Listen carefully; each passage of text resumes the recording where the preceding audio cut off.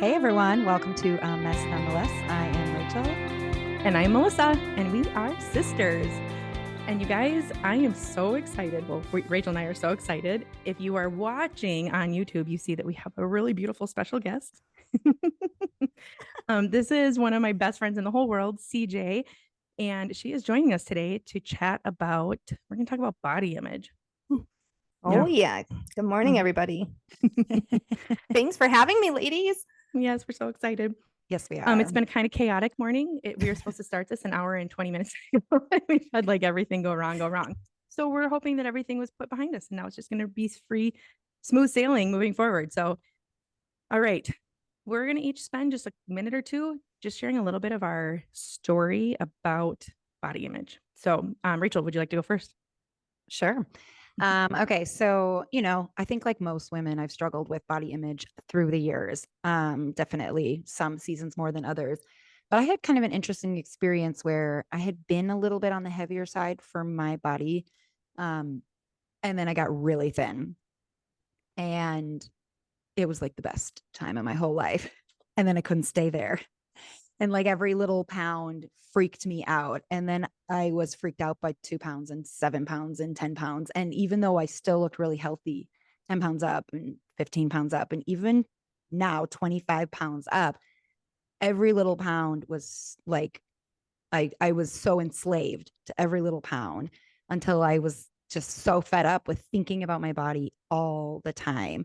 And so I'm healthy, I'm active, but like I just wanted to get back to what I was once upon a time. And I think a lot of us have been there, even if you've not been like the thinnest you've ever been or whatever. There's the season. And sometimes it's just the season right before us. And for me, that's what it was. It was like whatever weight I was just before I was happy with that weight, even though I hadn't been happy at that weight when I was at that weight. Right. And so I've really been working hard this last year, therapy, EMDR, like going back to the roots of where does this stuff come from besides just the fall of the world, on accepting and loving my body, even when it isn't quote unquote perfect in my mind. Because let's be honest, even when if we've ever had a quote unquote perfect body, was anybody purely happy with their body? Like, no. Right. CJ's shaking her head because I think even when it's quote unquote perfect, truly, we're not usually happy with it. So anyways, so that's a little bit, my little recap. Yeah. How about you, CJ? Can you tell us a little bit about your journey? Okay. Reel me in if I get a little off course because I talk in you get 2 minutes. Like I said, reel me in. Okay. So, my enslavement, I love that phrase, goes back to probably 6, 7, 8 years old. I had a pretty traumatic childhood in that I was sexually molested for several years.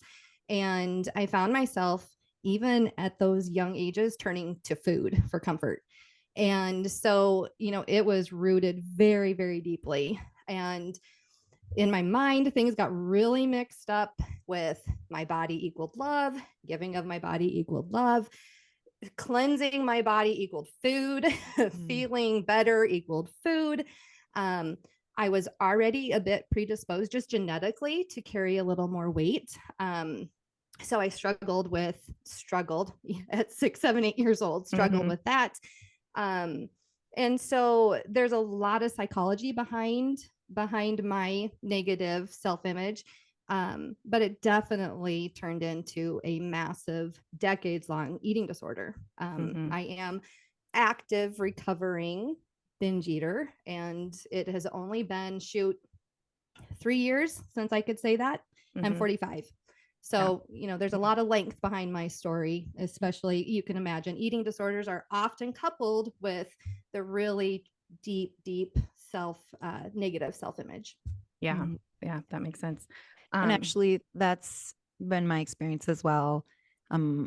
I wasn't diagnosed with an eating disorder. I never went somewhere to get that, though my therapist was like, yep, disordered eating all the way. Right. And I think I wasn't always a disordered eater, but when I got so thin and like food was how I got thin, I worked out, but food was what really got me thin. Then food became like my thing where I could control that. If I could control that, I could control my image. And then it all got messed up. And then it was like, I couldn't even see myself. I mean, I would look in the mirror and see 50 pounds more than I actually was. Absolutely. And so the food thing is a big deal, was a big deal for me as well. Mm-hmm. So my story is different. Mine has never been related to food at all. I've never been a big eater. I don't have a hard time staying away from food, but I definitely have struggled with liking how I look since I was a little girl.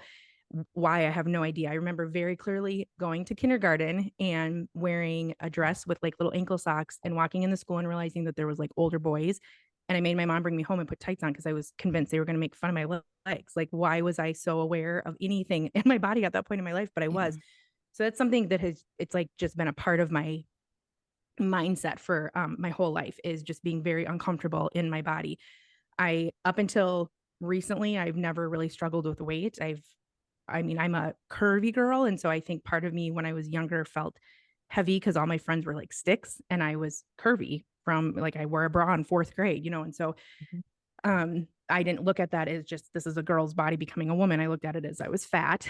And so I have worked really hard to just be okay with the way I look, and with my sister is very tall and thin and I am short and curvy. Those are very different body types. And I always wanted what I didn't have. I think we often are in that place.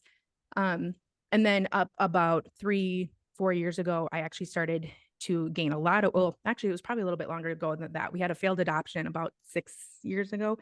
And that kind of reset my whole hormone structure. And so I, because of the stress involved, and I gained a significant amount of weight that I was not able to lose. And so then I had to battle my body image again, because suddenly I was in a body that I didn't even recognize. So I really did get to a pretty decently comfortable place with my body just in my 30s, just from working hard at being okay with what God made me. And then I've been actively just trying to settle into this body that I don't recognize anymore, but I don't want to hate it because it's still my body and God gave it to me. And I want to treat it well. And so, yeah, so I'm still kind of I'm in a phase 2 probably of trying to find healing in my body image. I like that. Phase 2. Yeah.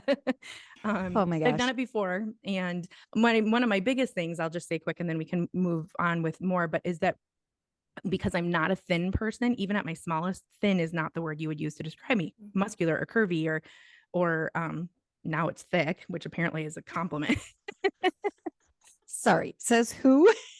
Says like the world says calling a girl thick is actually a compliment. Like calling a lot of thick? songs.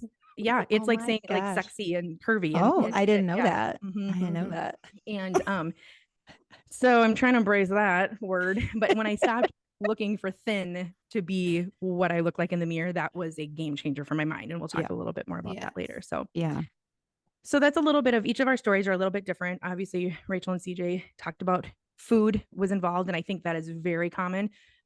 My frustration with food is that I could eat nothing and I still gained weight. So that was like, well, I'm not even getting the enjoyment of food. You've had seasons where you've thrown up multiple times a day due to a health issue and still not lost weight. Lost any weight, yeah. Absolutely a hormonal. Absolutely. Yeah.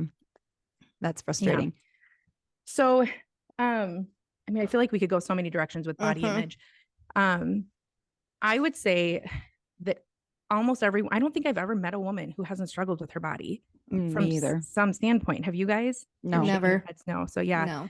So this is a big deal. Why?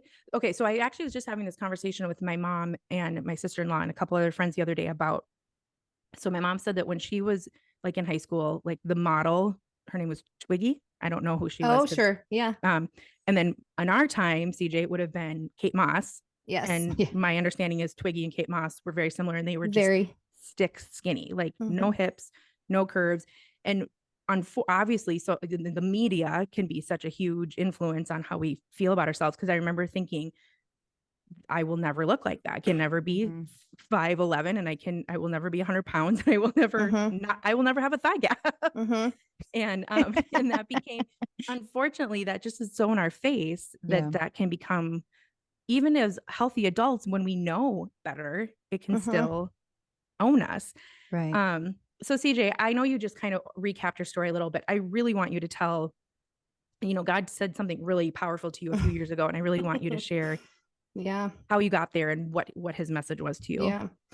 Well, I think the first thing to note is that I still have to pick up the tools that God provided for me 3 years ago. And Mhm. I think that's with any stronghold. We can all get victory, and from those victories become freedom, right? And so then all of a sudden we're confident and we're feeling so good, Mm.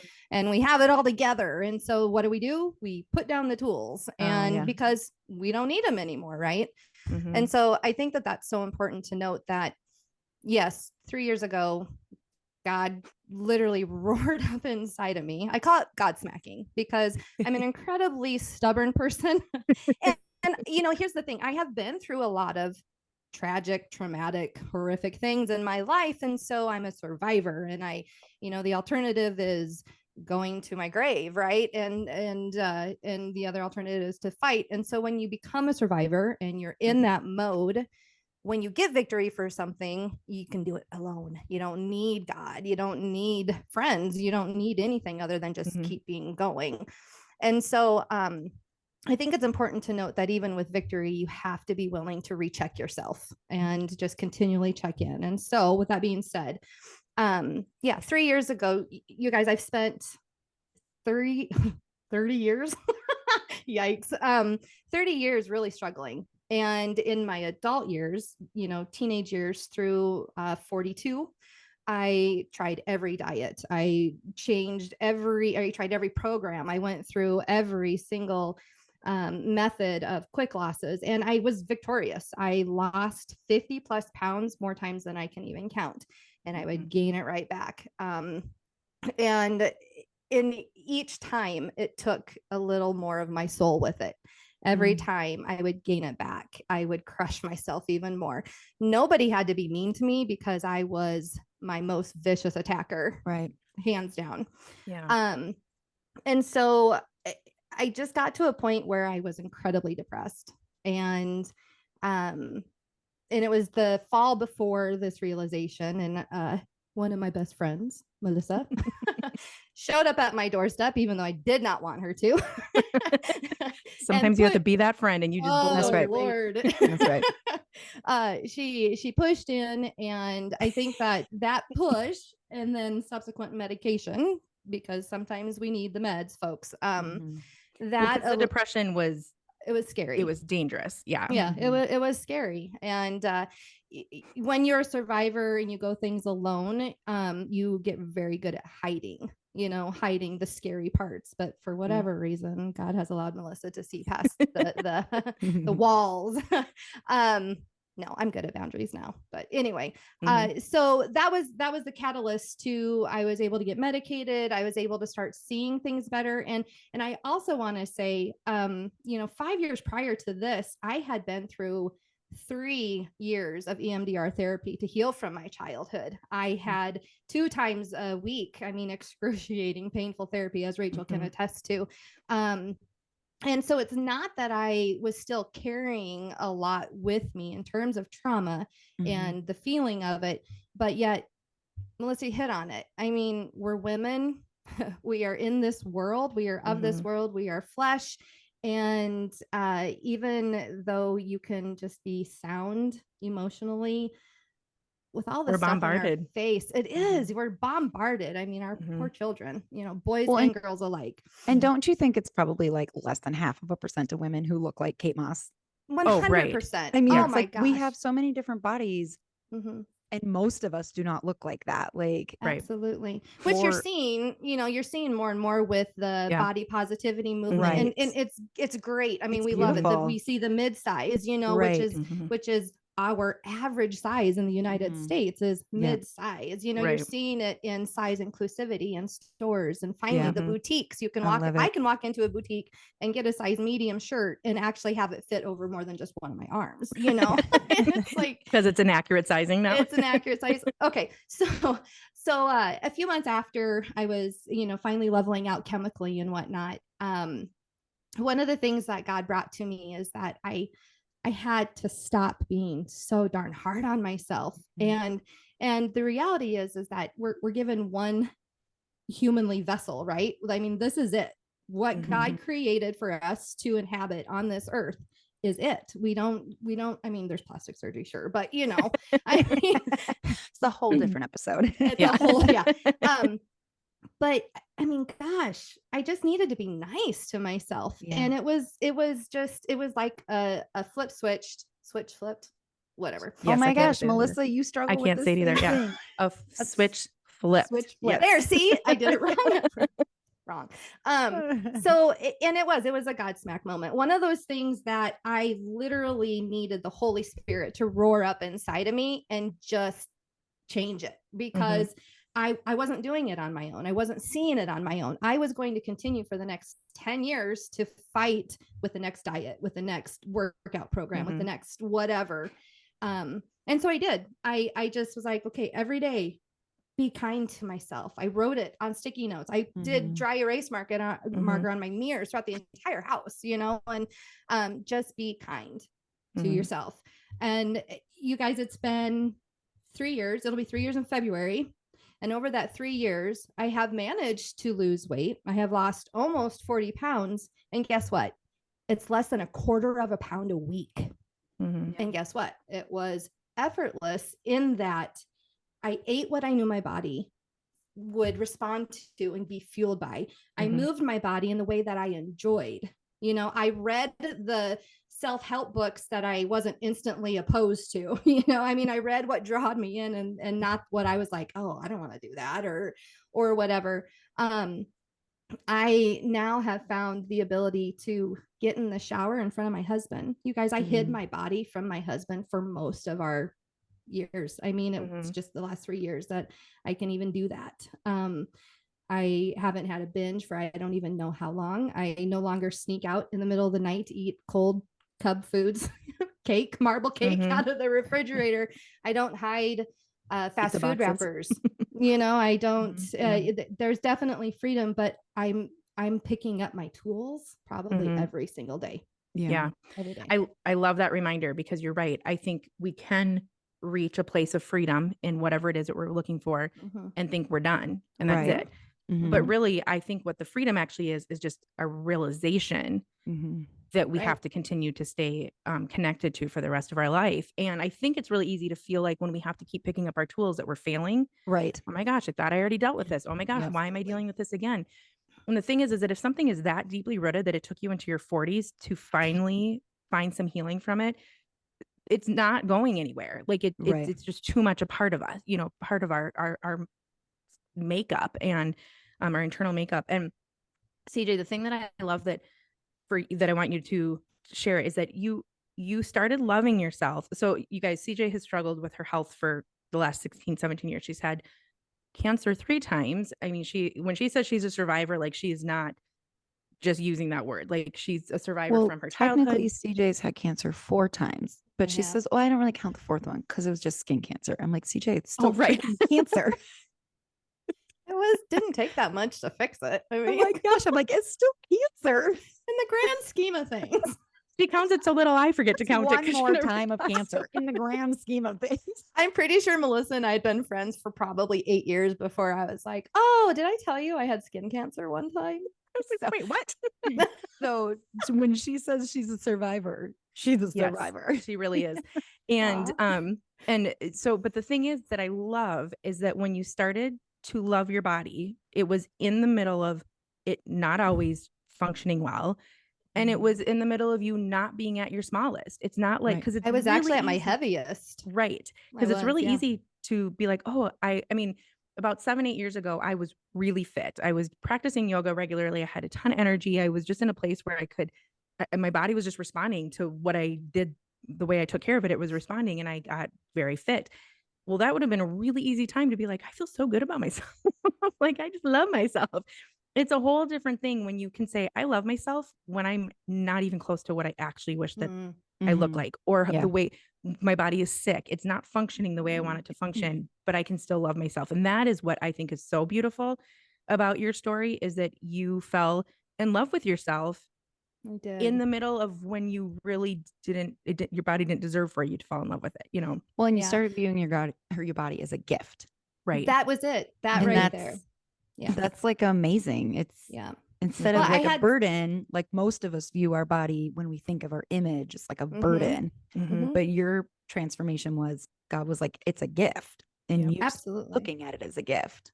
Right. Well, and I had to stop lying to myself. You know, I think that that was the thing, was like the lie was that it was the program didn't fit my body type, or, you know, the diet, the restricting wasn't restrictive enough, or, you know, there, all of these different things, just, it wasn't enough, or I did it wrong, or it wasn't right for me. And I really think that it's the whole stop fighting your story thing. It's pot call kettle, you know, or kettle, whatever. I'm not good at those little things. I should just not use them. I should just, I but think you it's know, the pot calling the kettle black. oh, Kettle, yes. good thing They're you're both here, black. Rachel. Yes. CJ, you guys, if you've been listening to our podcast, I shared a while ago that a friend of mine had challenged me to stop fighting my story. And CJ's the one who said Yeah. that to me. So Yeah. Oh, that is yeah, why that's me. that's why That's she's me. sharing that. And that's why she's the See, pot. this is where I'm going to be challenged on these type of things, because I feel like everybody just knows every history part of it. Yeah. So anyway, and yeah, once I was able to stop fighting the whole lies and actually be honest with myself, that's when I could look at my body as a gift. I could see what Christ had given me, you know, just me. This is only mine. And how can you not think of that as a gift? I mean, and you're right. There's still a lot of times when it hurts and I hurt and things are going wrong and you get another cancer, or, you know, you fall downstairs. Oh, that whatever. darn cancer. Cancer. Oh my gosh. And Oh, yet, you shoot. know, darn it. We What- take CJ's cancer very seriously. Very serious. The way she's You also saying have to it, laugh at it. You have to. I call it lobbing, because it's laughing and sobbing. I do it often because yes. it's just what my life is. No, but I say it and I'll say it forever. The alternative, you know, we really have two choices, right? We can stop fighting our story and lean into it and literally let ourselves be directed by God, or, oh my gosh, my therapist had told me one time, choose faith or fear, and you're either following Christ or you're saluting Satan, based on which one of those you're choosing. And that just slammed me. So yeah, it's Yeah, because huge. you're way too stubborn to salute Satan. no, You're like, I'm not going down that road. nope. Well, and before, Melissa, you were talking about just, you know, the girls around you that were stick skinny and you were never going to have that. But of course, there was something in your mind that said, this is what I should look like. You know, if any of you follow me personally on social media, you know, my daughter Ada is just beautiful. She's a vibrant human being inside and out. She's 11 and a half and she has a woman's body. I mean, we wear the same size clothes and I'm 25 pounds more than I was at my preference. You know, I mean, like we wear the same size clothes. She is tall. She's black. She's got booty. She's got, you know, she's a little thick and she looks phenomenal. Everyone thinks she looks phenomenal. All of her friends admire her height and wish that they were tall, but all of her friends Got are legs like, to go on for days. she's got long legs, smooth skin, but all of her friends are like a foot and a half shorter than her. And like, you know, they weigh like half of what she weighs, if even. And she doesn't even notice. Yeah. That's so Literally good. doesn't even notice. Her friends wish they were tall like her, but she doesn't notice. In fact, one time I had her list some things that she liked about herself. And she was kind of like a couple things and she couldn't think of someone. And I was like, well, what about the way you look? Oh yeah, of course I like that. She's in 6th grade. She's in middle school. And I look at her and I think, if she wanted to look like a kid, I mean, she looks very unlike most, and I'm not saying all kids will look alike, but she's in her own category. At Well, her a lot age. of times middle school girls are still teeny tiny. Right. Exactly. Sticks, 'cause And they if she haven't hit wanted a- to look like them, which she might one day, but if she wanted to look like them, it would break my heart because I look at her and go, why should you look any different? I would Right. never look at my daughter. None of you would look at my daughter and go, she should look different. Right. Nor would we look at her tiny little friends who haven't gotten their growth spurt and think, oh, hurry it up, like grow up. Like Right. we would never Right. look at any of these Right. little girls and wish they looked different. We think, of course, you're going to look different. You're different people. You have different set of genes, like you have different ethnicities. But we don't do this to ourselves. Like we don't give Right. ourselves the same grace to go, of course I'm going to look different than this friend or that friend. Of course. And I'm wanting to look at myself like I look at my daughter. Yeah. And something I started doing, well, I read the book by Jess Connolly and I started following her on Instagram. Follow her right now if you do not. breaking free from body shame.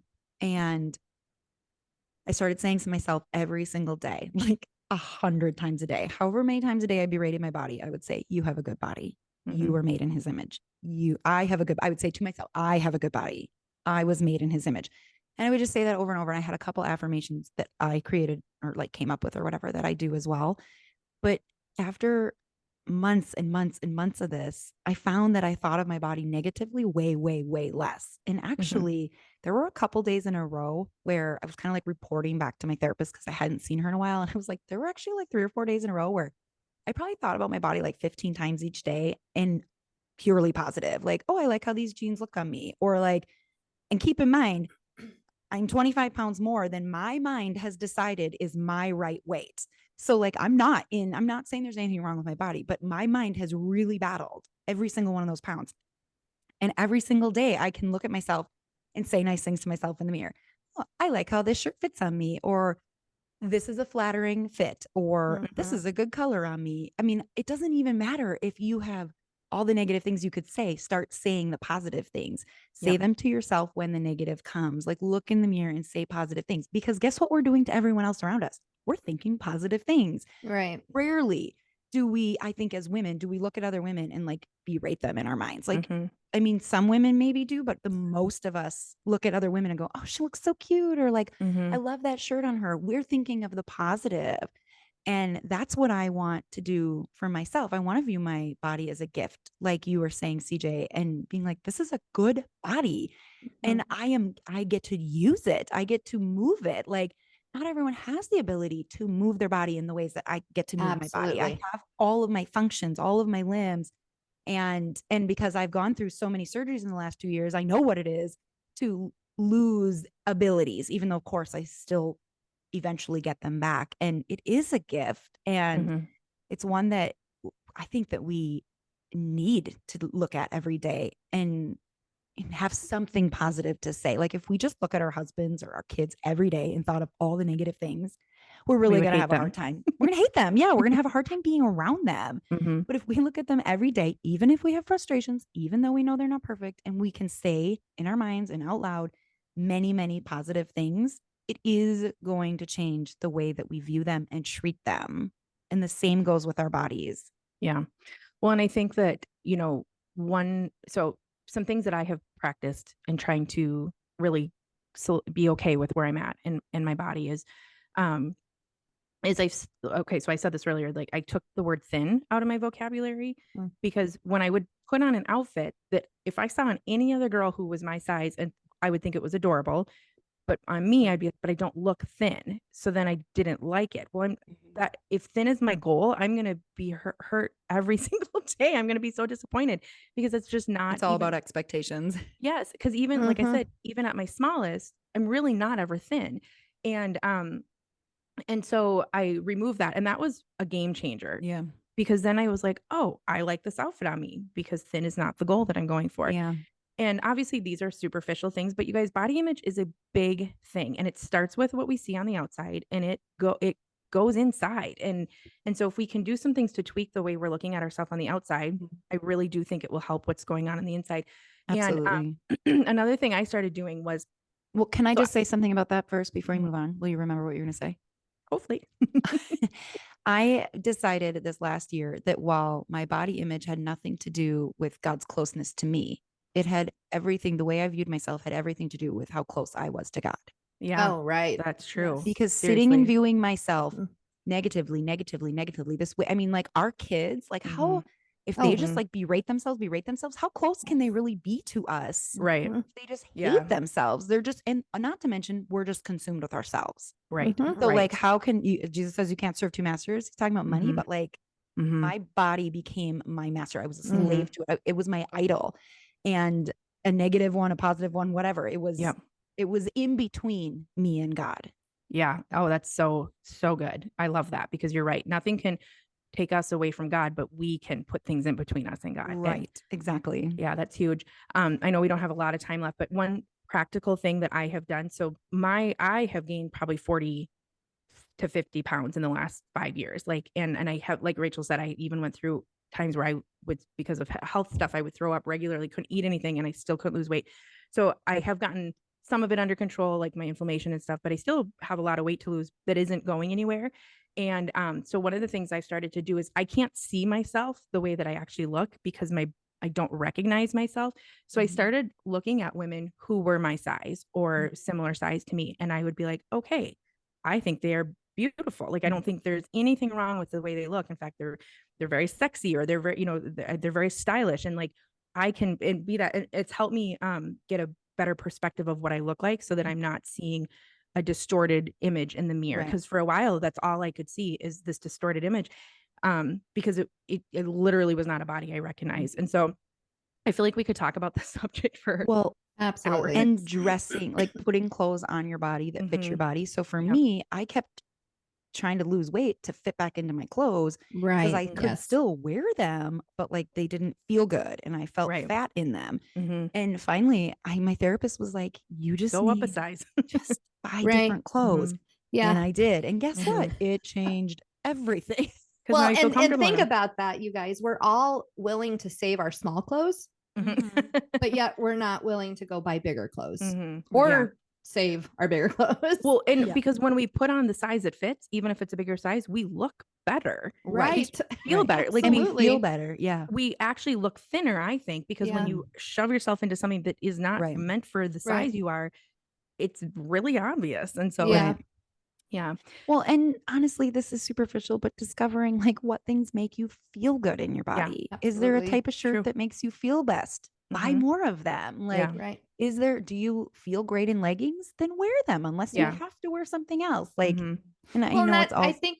Sorry, Rachel. no, go ahead.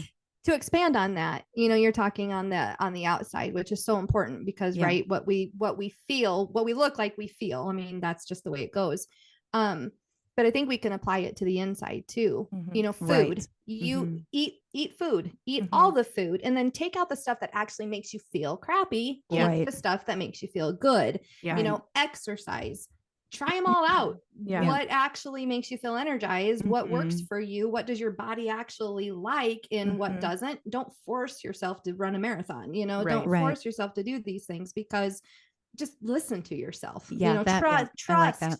trust what God gave you and Yeah. and just listen to yourself. Yeah. Yeah.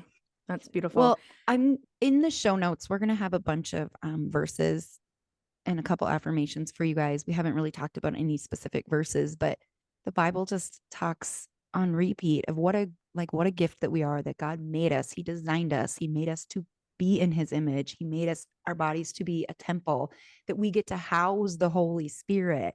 That these are not small things to balk at. And one of my Mhm. favorite verses that I did on repeat when I was really working on loving my body as is without it changing was Colossians 3:1. And I set my mind and heart on things above and not on earthly things, not on my physical body or myself. I set Mhm. my mind on things above. And I knew when my mind was focused on myself, I was not focused on things above. I was Right. putting something between me and Jesus. And I was Yep. like, I don't want that. So that was the affirmation I said over and over and over. And then in 1 Samuel, God does not look at outward appearance. He's looking at the heart. Mhm. So neither am I going to be looking at outward appearances. I don't look at other people and think they're based on their outward appearance. I like them for who they are. Like their outward appearance is just a part of them. It's just a body along for the ride. Mhm. But I needed that reminder that I need to look at my insides as who am I in Jesus and not as my outside as the be all end all. Mhm. Well, and I'm just going to end this here, you guys. If you don't think that letting your insides, letting your mind be transformed and being okay with who you are, there is nothing more attractive than someone who is just so comfortable in their own skin. Absolutely. Absolutely. It does Mhm. not matter what their actual physical appearance looks like. Right. It does not matter what Yep. size they are. I am the most drawn to people who just Mhm. own who they are and they Yep. just show up and they like change the room when they Yep. walk in just because they are It's comfortable true. in their skin. It's true.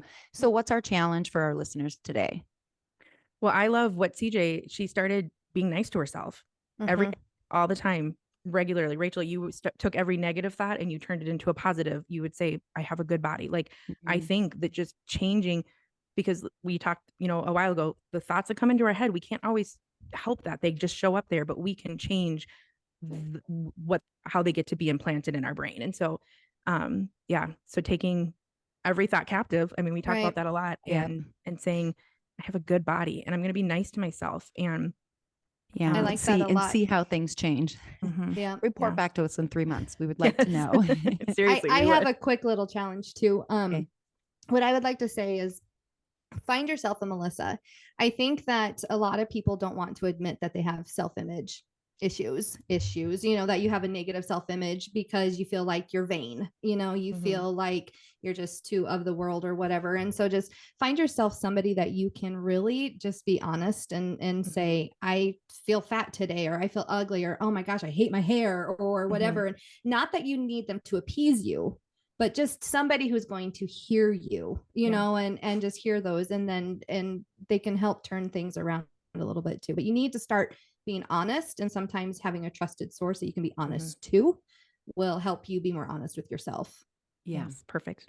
Well, CJ, thank you so much for joining us. We Yeah, have like thank 2 you. minutes before we're going to get cut off. So we want to right. say goodbye. But we love you. Your story is powerful. You guys, she has so much more to share. We are totally going to have her back again someday because we have more things we want you to hear from her. So Yeah. Thank you guys. all right. Thanks for joining us, you guys. Obviously, you can find us at amessnonetheless.com. You can find us on Facebook or Instagram, or you can email us at amessnonetheless@gmail.com. All right. Bye, you guys. Great. Have a great Bye, day. guys. Bye.